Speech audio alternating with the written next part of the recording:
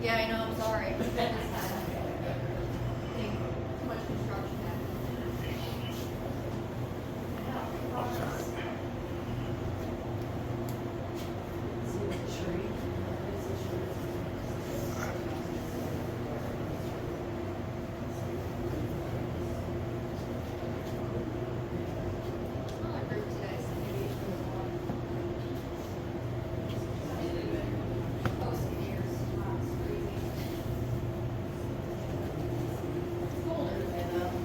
hopefully it's not windy up there. I can't promise anything. But it's sunny. Take that. Versus New Year's Eve. Yeah. Hi. Hello. We're staying here for a couple minutes.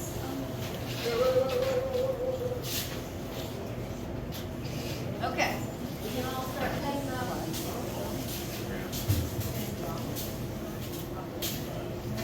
Get ready for some stairs.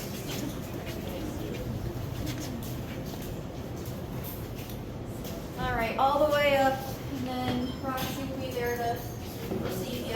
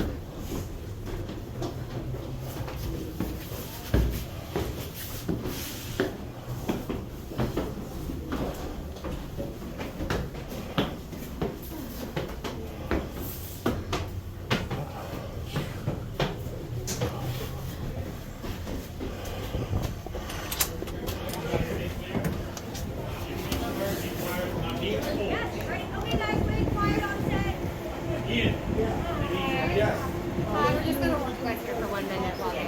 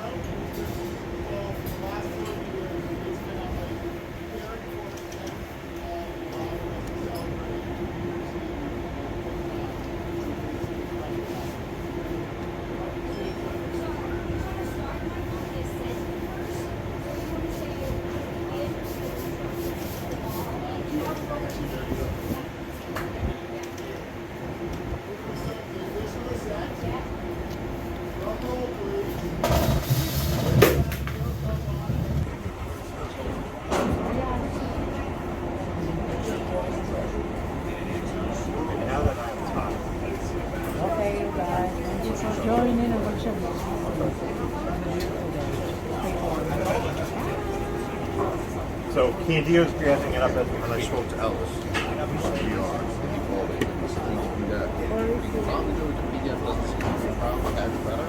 Yeah. And he can make a full scale one. he already wanted his yours out. Now I relabeled it so that he can mark to do it. Okay. If I get it to you like tomorrow or Friday, you're good because Elvis is back on Monday. All right. Thanks again, Joe.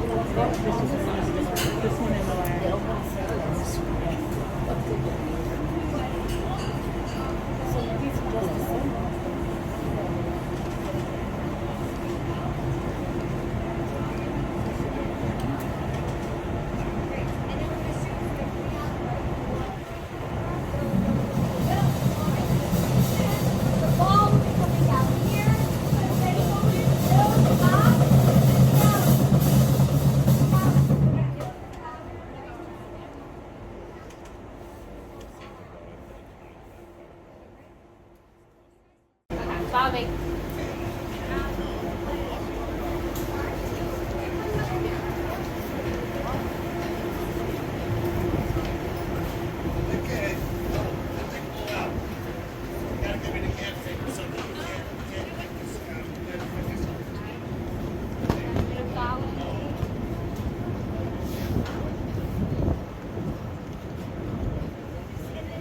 We're gonna do broadcast in the back, still photos, kneeling down on the floor, just like the past events.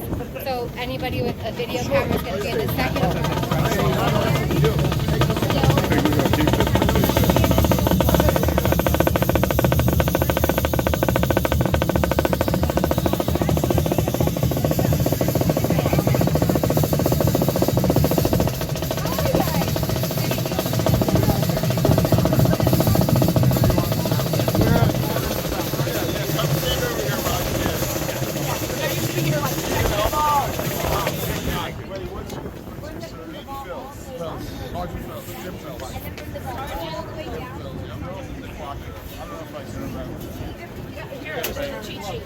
You're gonna make people jealous. You're New York's finest. You're retiring after 30 years. Yeah, yeah. Still gonna be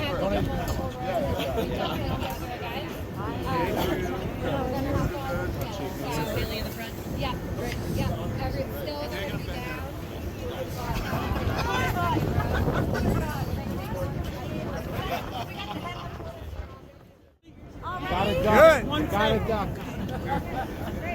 Good afternoon, everyone. My name is Tom Harris. I'm the president of the Times Square Alliance.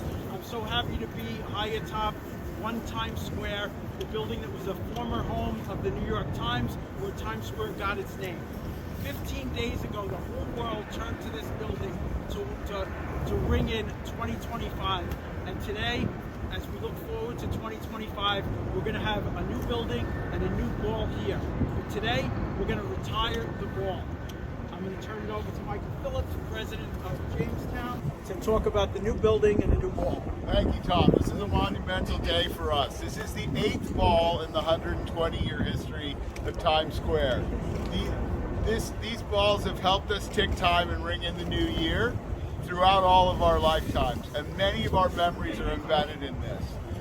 This ball will be retired into the lower floors of the building and join 3 other balls that will be the basis of our history exhibit that will be available for people 365 days of the year. We're about to start the ascent of the ball, and with that we're going to invite Joe Calvano, whose family has been caring for the ball for the last 40 years, to come and share some history with us. Drum roll, please. Joe? Great. Yeah, this is really amazing. I'm excited to be here. I fell in love with this ball in the 80s when I was fortunate enough to go work for Arcraft Strauss, one of the original sign companies that started this ball. And I've been a big fan ever since. My crew's been here taking care of the ball since then. Great. So Joe, was your family involved? Yeah. So I went to go work for my dad back then, so he was doing it before me. So it's really great. It's really great. Tony? Tony Calvano. I used to call him Times Square Tony. Oh, that's Now we got Joe Lights. Yeah, Joe. Yeah. We did a lot more stuff. So with that, we'll begin the countdown to the ascent. yeah. It's going up. Yeah, you realize it, go left. Go to the ascent. So, So Joe, how many of your people work on the ball? So on New Year's Eve we have about 20 guys. It's great. But between most of the street crews up here, it's about 20 guys. It's really it's quite a mission. So it's somewhat automated. But do you, what do you do? Yeah, so we're here for the backup, the emergency, because there's a million people watching this thing. So we're here for the emergency. So everything's automated, but we're here just in case something goes wrong. There's some manual winches up here that'll get this ball down if we have to. If something goes wrong, we can get it down. and the ball weighs Well, it's 6 tons. 6 tons. It's almost 12,000 pounds. It's not a joke, but we've been handling it. That's the biggest one we've had so far. I don't know what the next one's going to be. It's a surprise for Keep it a next secret. year. Yeah, exactly. That's a surprise for a few months from now. Yeah. And it'll make its debut at the end of the year, but when we open the museum and the observation deck experience, you'll be able to come up to see the ball that's in there. You'll be able to touch it, and then you'll also be able to come up to see the new ball. It's there now. All right. How high up is that? It's about 139 feet to the top. We do a 60-second countdown, if everybody remembers. When it gets close to the top, maybe about 10-20 feet from the top, that's where it stops. And in order to make its descent behind the numerals in a 60-second countdown, we can't bring it all the way to the top because it doesn't move fast enough because the winch does not move that fast. The future winch and the upgrades and improvements will allow the ball to move faster so that we can make it from the top to the bottom in that 60-second countdown. And you can see it starts to slow down as it gets to the top.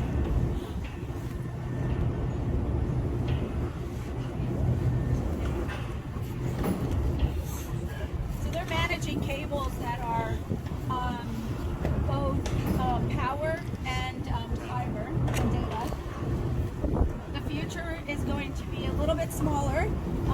It will potentially use a little less power, but there's new ways to bring the power up to the ball, and the power packs don't necessarily have to be in the ball anymore.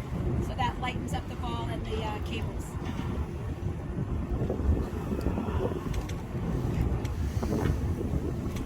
On the ball. 5, 4, 3, 2, 1.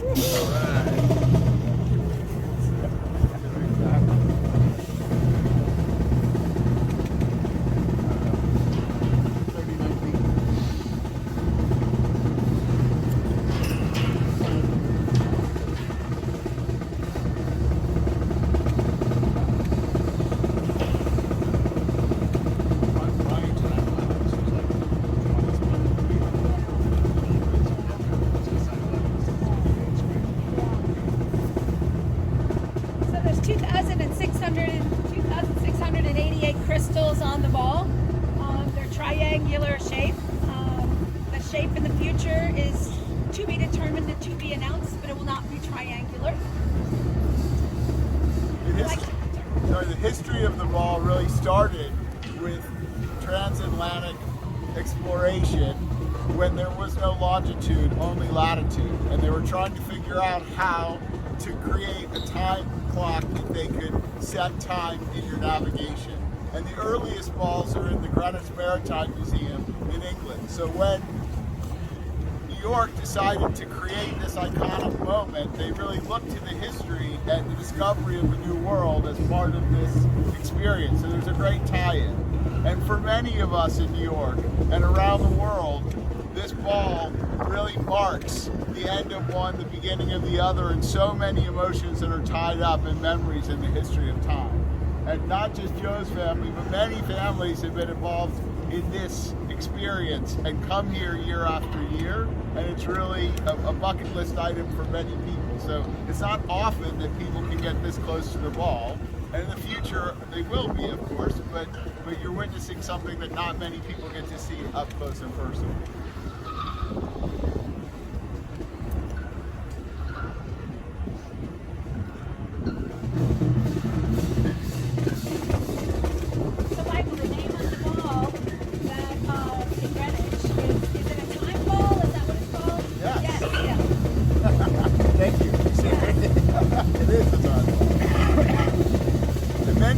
Remember the storms that happened on the 31st last year, in 24, and the crew who produces New Year's Eve is unbelievably dedicated. And in the days leading up to this, people worked round the clock, 24 hours a day, 3 shifts a day to pull off New Year's Eve, and even to break it down. And the power outages in New Jersey and all the things that happen on the highways, major impact. But the show always must go on, and it's a real testament to this whole crew that it does. Seconds away.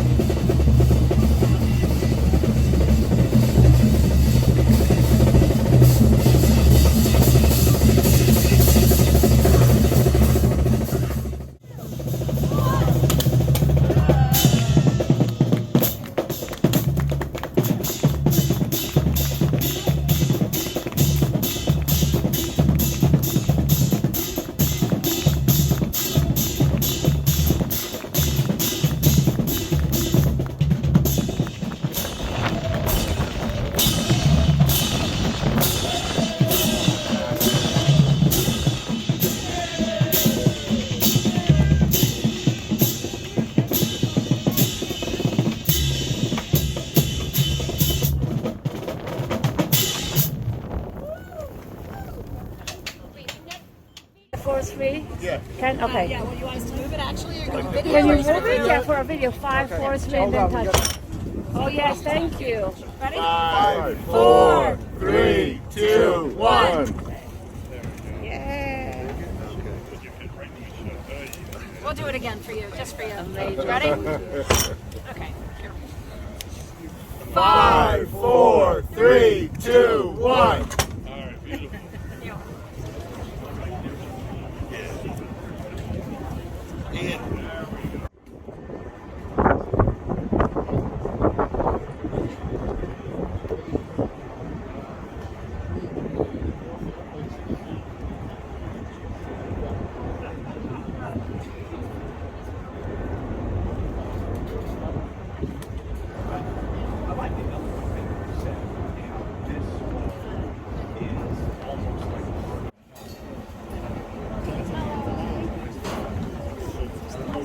Bring the crystal over for you.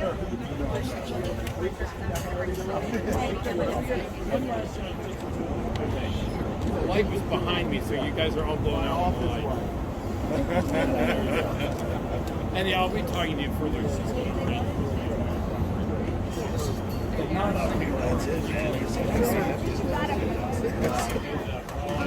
Now I'm fully. Yeah.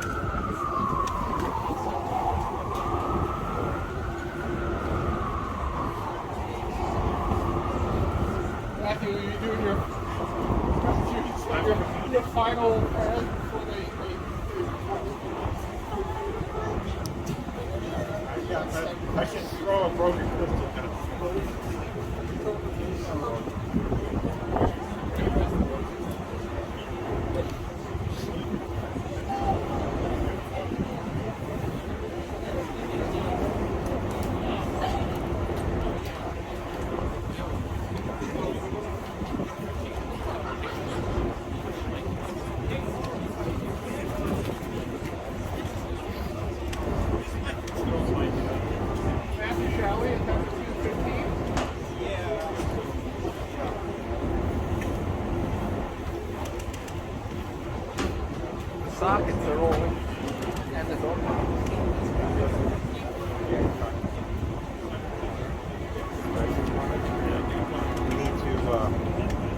We need to cut the bottom. Oh, that's a good idea.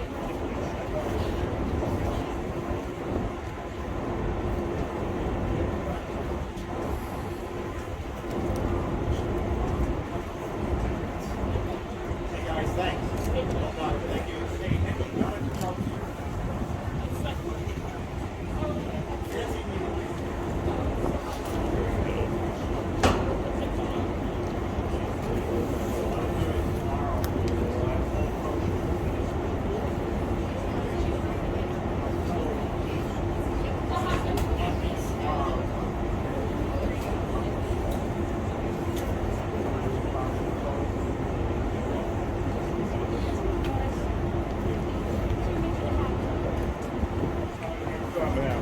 This year I'm gonna be on fire.